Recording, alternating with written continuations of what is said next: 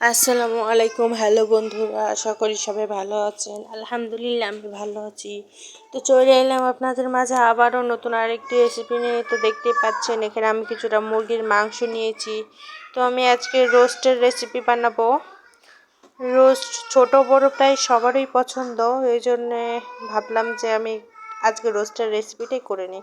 তো দেখতে পাচ্ছেন এখানে মুরগির মাংস নিয়েছি, যেহেতু আমি পোলট্রির মাংস নিয়েছি বেশি গুস্ত, যে যে জায়গাটা একটু বেশি গুস্ত সেই জায়গাটা আমি একটু হালকা করে কেটে কেটে নিয়েছি।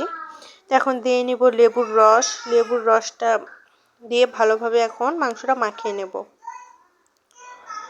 ভালোভাবে মাখিয়ে নিয়ে লেবুর রসটা দিয়ে মাখিয়ে নেওয়া হয়ে গেছে। এখন আমি একে একে ভেজে নেব। তো আমি এদিকে চুলায় তেল বসিয়েছিলাম, আগেই গরম হয়ে গেছে, সেটা আমি সেই তেলেই ভেজে নেব মাংসটা। তো বন্ধুরা আমি এটা একটু হালকা ব্রাউন করে ভেজে নেব। খুব কড়া করে ভাজবো না, আবার খুব নরমও রাখবো না। তো আমি এইভাবেই উল্টিয়ে পাল্টিয়ে কিছুক্ষণ ব্রাউন করে ভেজে নেব। বন্ধুরা দেখছেন আমি উল্টে নিলাম, এবার আমি আবারও উল্টিয়ে নেব। এপিট ওপিট করে মাংসটা আমি ভালোভাবে কষিয়ে নেব, ভেজে নেব আর কি। তো বন্ধুরা এই তো দেখতে পাচ্ছেন এক সাইড সুন্দরভাবে ব্রাউন হয়ে গেছে, এবার আরেক সাইডটা হওয়ার পালা। তো আমার ভেজানো প্রায় হয়ে গেছে, এখন আমি তুলে নিব মাংসটা। আমি তুলে নেব, এই তো দেখতে পাচ্ছেন আমি একটা প্লেটের মাঝে তুলে নিয়েছি, এবং একই রকমভাবে এই দুই পিসও আমি ভেজে নেব। তো দিয়ে দিলাম আবারও যথারীতি তেলের মাঝে ভেজে নেওয়ার জন্য। দেখতেই পাচ্ছেন আপনারা আমি এগুলো আগেরগুলোর মতো ব্রাউন করে ভেজে নেব। তো বন্ধুরা এই তো দেখতে পাচ্ছেন আমার ভেজে নেওয়া শেষ, এখন আমি চলে যাব রান্নায়। খুব সুন্দরভাবে আমি মাংসটা ভেজে নিয়েছি, এখন রান্নায় চলে যাব। আমি যে তেলে ভেজেছি সেই তেলটা নিয়েছি, এখানে রান্নার জন্য ব্যবহার করছি। আর এখানে নিয়েছি পেঁয়াজ বাটা, রসুন বাটা এবং আদা বাটা। এটা আমি একটু ভালোভাবে নেড়েচেড়ে ভেজে নেব। তেলে দিয়ে নিলাম, এবং পেঁয়াজ রসুন এবং আদাটা একটু ভালোভাবে কষিয়ে নেব আর কি। তো এ পর্যায়ে দিয়ে নিব আমি এখানে দারচিনি, এলাচ এবং তেজপাতা। আপনারা চেষ্টা করবেন পেঁয়াজের সাথে মশলাগুলো ভেজে নেওয়ার, এই শুকনো উপকরণগুলো, তাহলে সুন্দর একটা ফ্লেভার বেরোয়, যা অসম্ভব সুন্দর ফ্লেভারটা। তো এখানে আমি রোস্টের মশলাটা আগে থেকে হালকা গরম পানিতে গুলিয়ে নিয়েছিলাম, সেটা দিয়ে দিলাম এখন। তো আমি এখানে রাঁধুনি রেডিমিক্স রোস্ট মশলা ব্যবহার করছি, আপনারা চাইলে অন্য ব্যবহার করতে পারেন বা নাও ব্যবহার করতে পারেন। তো বন্ধুরা এটা একটু ভালোভাবে আমি কষিয়ে নেব।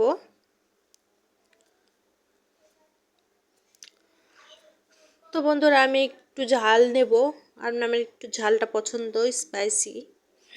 তো আপনারা আপনাদের পছন্দ মতো নেবেন। তো আমি এখানে জিরে গুঁড়ো নিলাম, যেহেতু আমি ধনে গুঁড়ো নিলাম। তো বন্ধুরা যা বলছিলাম, যেহেতু আমি এখানে জিরে বাটা ব্যবহার করিনি, এই জন্য আমি জিরে গুঁড়োটা নিলাম, এবং পরিমাণ মতো লবণ দিয়ে নিব। এবার এই উপকরণগুলো ভালোভাবে একে অপরের সাথে মিশিয়ে নিয়ে সুন্দর করে মিশিয়ে নেব। মিশিয়ে নিয়ে কষিয়ে নেব, ভালোভাবে একটু কষিয়ে নেব, যাতে সমস্ত উপকরণের একটা যে গন্ধ আছে সেই গন্ধটা চলে যায়। তো বন্ধুরা এই তো দেখতে পাচ্ছেন আমার কষিয়ে নেওয়া হয়ে গেছে, এখন আমি ভেজে রাখা মাংসটা দিয়ে নিচ্ছি একে একে। আপনারা চাইলে পিস ছোটও করতে পারেন, আমি একটু বড় রেখেছি। তো আমি এখন একে অপরের সাথে মশলাগুলো খুব ভালোভাবে মিশিয়ে নেব,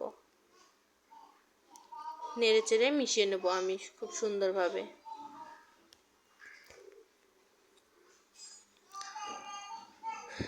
এভাবে ভালোভাবে মিশিয়ে নেব। মিশিয়ে নেওয়া শেষে আমি এখানে নিয়ে নেব দুধ, পরিমাণ মতো দুধ নিয়ে নেব। এখানে আমি পানি নেব না, আমি দুধটা দিয়েই, এখানে আমি 1 পোয়ার মতো দুধ নিয়েছি। এই দুধটাতে খুব সুন্দরভাবে রান্নাটা কুক হয়ে যাবে।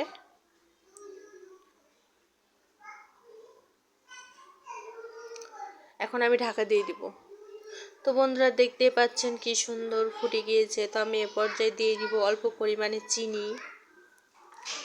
যারা মিষ্টি পছন্দ করেন তারা চিনিটা নেবেন, যারা পছন্দ করেন না তারা দিবেন না। তো বন্ধুরা আমি এভাবে আরেকটু হালকা নেড়ে চেড়ে ঢাকা দিয়ে দেবো আর কি। তো দেখতেই পাচ্ছেন, তো বন্ধুরা দেখতে পাচ্ছেন আমার রান্নাটা প্রায় হয়ে গেছে। তো বন্ধুরা এই পর্যায়ে আমি কিন্তু নামিয়ে নেব, আর একটু নেড়ে চেড়ে আর কি নামিয়ে নেব। তো আপনারা যদি রোস্টের ঝোল পছন্দ করেন তাহলে আপনারা ঝোল রাখতে পারেন, যারা পছন্দ করেন না তারা রাখবেন না। আমার একটু ভালো লাগে তো আমি একটু ঝোল ঝোল রেখে নামিয়ে নেব। তো বন্ধুরা আপনারা চেষ্টা করবেন যখন একদম এভাবে তেল ছাড়বে মশলার থেকে তখন রোস্টটা নামানোর। তো বন্ধুরা দেখতে পাচ্ছেন আমি রোস্টটা নামিয়ে নিয়েছি সুন্দর করে, একটা প্লেটের মাঝেও পরিবেশন করে নিয়েছি। তো বন্ধুরা আপনারা অবশ্যই বাসায় করে হলো ট্রাই করে দেখবেন। এখানে কিন্তু কালারটা অনেক সুন্দর এসেছে, ক্যামেরায় কেমন আসছে আমি বলতে পারবো না, কিন্তু অনেক সুন্দর কালার। তো বন্ধুরা আজ এতটুকুই, দেখাবো অন্য ভিডিও নিয়ে। আজকের মতো আল্লাহ হাফেজ।